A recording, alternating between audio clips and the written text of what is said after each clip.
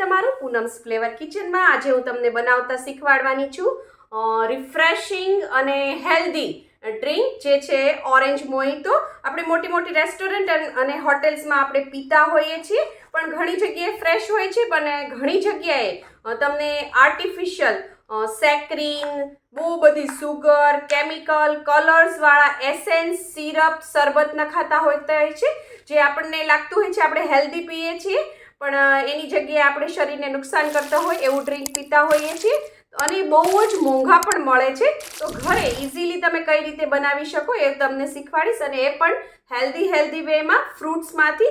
તો આપણે અહીંયા ઓરેન્જ લઈ લીધા છે, મેં આ માલ્ટા લીધા છે, આ થોડા વધારે મીઠા હોય છે એટલે તમે ઓરેન્જ પણ લઈ શકો છો। તમે જોયું હમણાં મેં જે રીતે કટ લગાવીને 4 ચીર કરી, એ રીતે તમારે આ રીતે ચીર કરીને ગમે ત્યારે તમે મોસંબી છે, સંતરા છે, માલ્ટા છે, એ રીતે તમે આ રીતે કરો ને તો એની છાલ છે એ ઇઝીલી નીકળી જાય। મેં અહીંયા 2 લીધા છે અને હવે હું આનું જ્યુસ કાઢી લઉં। હવે અહીંયા એક કાચનો ગ્લાસ લઈ લીધો છે, ત્યારબાદ આપણે એની અંદર નાખીશું આ રીતે લીંબુ છે।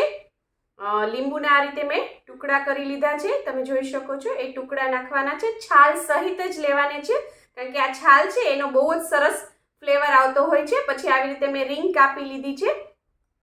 પછી તમને જે આ દેખાઈ રહ્યા છે લીલા લીલા પાન, એ પુદીનાના પાન છે, એને મેં ધોઈ લીધા છે અને 8 થી 10 પાન તમારે લેવાના છે અને હાથેથી જ આ રીતે તોડીને નાખી દેવાના છે એની અંદર। ઘણા લોકો છે આની પેસ્ટ બનાવતા હોય છે મિક્સરમાં, એકદમ ચટણી જેવું કરી દેતા હોય છે, એવું નહીં કરવાનું। એનાથી છે પુદીનાનો ફ્લેવર એકદમ વધારે આવશે અને તમને છે ચટણી જેવો ટેસ્ટ આવશે। એટલે પુદીનાની પેસ્ટ ક્યારેય નહીં બનાવવાની, એને આ રીતે હાથેથી તોડીને જ નાખી દેવાના। અને ત્યારબાદ એક રીંગ મેં લીધી છે, લીંબુની એક આ રીતે રીંગ કટ કરી છે અને એમાં એક જગ્યાએથી આ રીતે આપણે કટ લગાવી દીધો છે। આનો યુઝ આપણે છેલ્લે ગાર્નિશિંગ માટે કરીશું।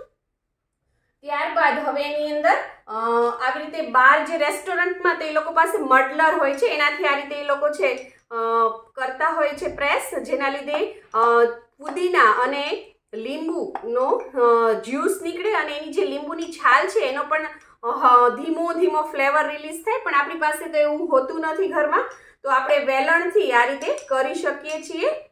મેં અત્યારે વેલણ જ લીધું છે, એનાથી આ રીતે થોડું પ્રેસ કરવાનું, જેથી લીંબુ અને પુદીનાનો ફ્લેવર રિલીઝ થાય। એકદમ નહીં પીસી દેવાનું, થોડુંક જ કરવાનું, એના ચંક્સ તો રહેવા જ જોઈએ।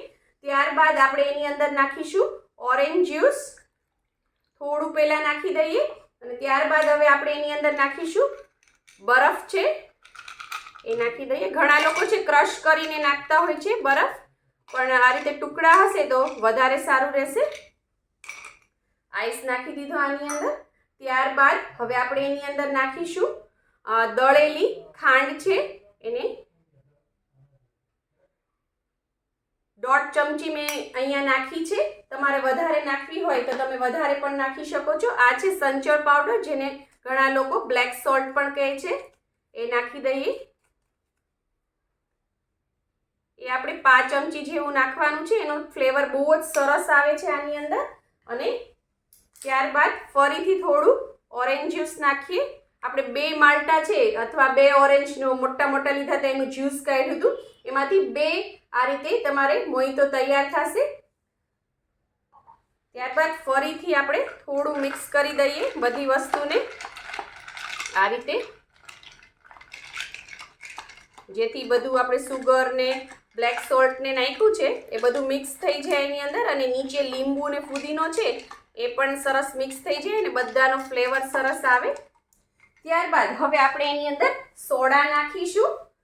જો સોડા ન હોય તમારી પાસે તો તમે સ્પ્રાઇટ પણ નાખી શકો છો। અને જ્યારે પણ આપણે આવી રીતે નાખતા હોય સોડા, ત્યારે આ રીતે સાઈડથી નાખવાનું, નહીં તો છે ઉપરથી તમે નાખો ને તો બહુ જ બબલ્સ થઈને બધું બહાર આવે।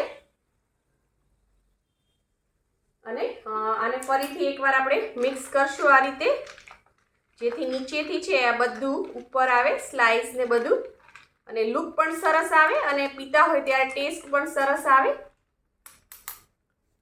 ત્યારબાદ હવે આપણે આ લીંબુની સ્લાઇસથી આપણે ડેકોરેટ કરી લઈએ।